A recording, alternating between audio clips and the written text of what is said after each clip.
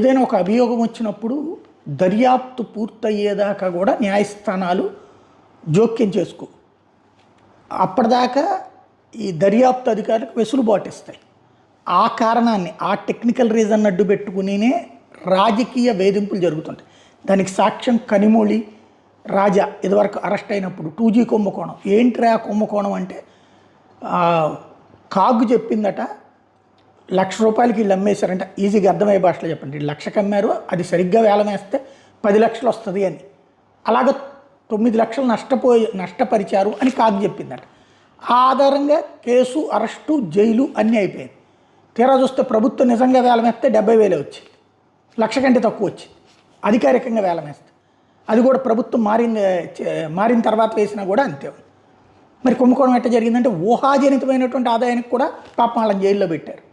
ఇప్పుడు అట్లాంటి పరిస్థితే లిక్కర్